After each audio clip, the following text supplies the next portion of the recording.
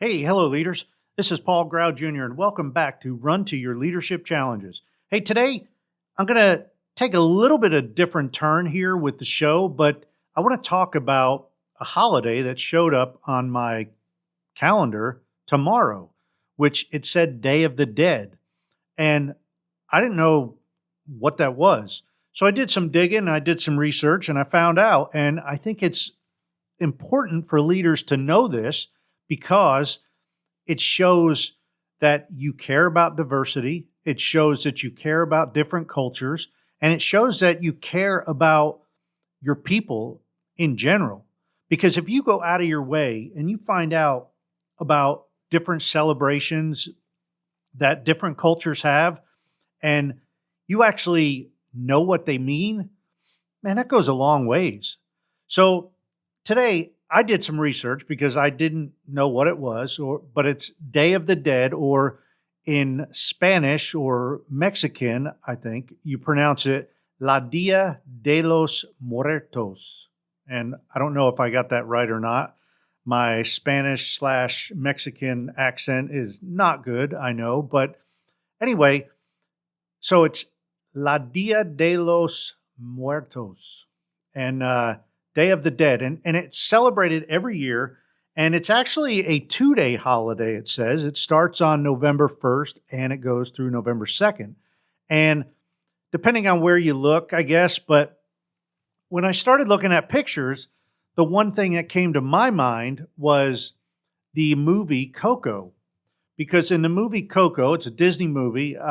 There's an older lady that or that's alive, named Coco. She's like the grandmother, and I don't know all the details, but her grandson or great grandson goes back and goes into this area and finds somebody, and he reunites them.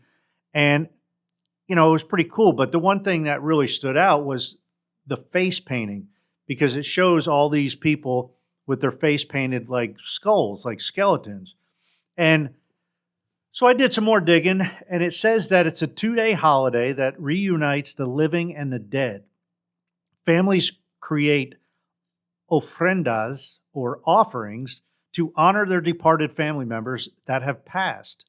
These altars are decorated with bright yellow marigold flowers, and photos of the departed.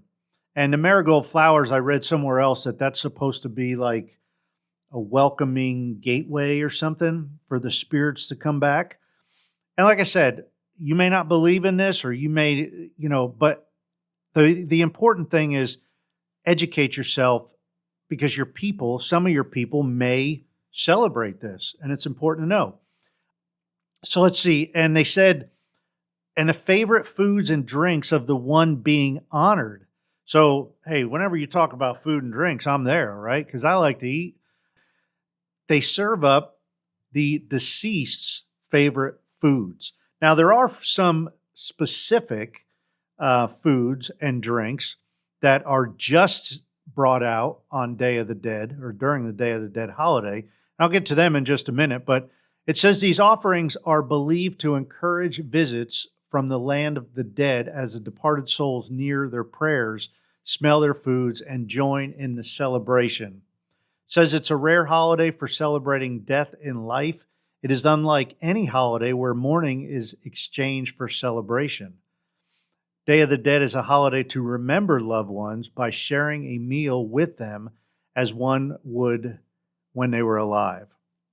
So the 2 days have significance here too. It says November 1st is supposed to be when the spirits of the children come back and visit.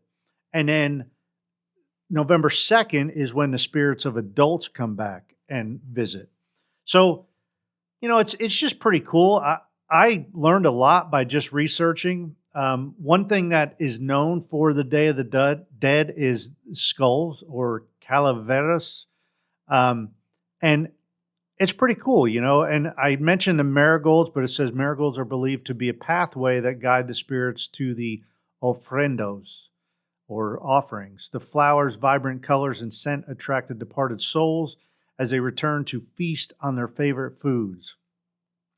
So, a little bit more that I found was on the specific foods because that got my attention. And whenever I hear food, I want to kind of go in there and check it out.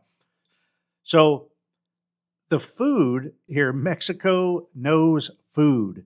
There is no celebrating without food in Mexico. Customary foods are prepared during the Dia de los Muertos and are shared with family, neighbors, strangers, and visiting spirits. So there are two type of foods that are specifically for the Day of the Dead celebration, and that is Day of the Dead bread or Pan de Muertos. Pan is bread, of the dead, of is day. I know that much.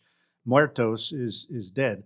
So Day of the Dead bread is the core item all across the country at this time. We can find them in bakeries and markets several weeks leading up to the Day of the Dead. It's like soft, sweet roll sprinkled with sugar and topped with small bone-shaped bread decorations. It's simply not Day of the Dead without Pan de Muertos. So, that sounds really delicious to me.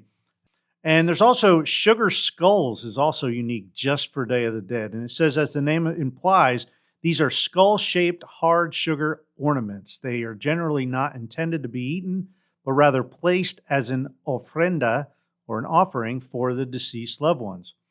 So you can go on and on and on, and you can look up a lot of different things. But again, I think the most important thing is just being aware of this, teaching your kids about this, because I think it's very important for children to know other culture celebrations.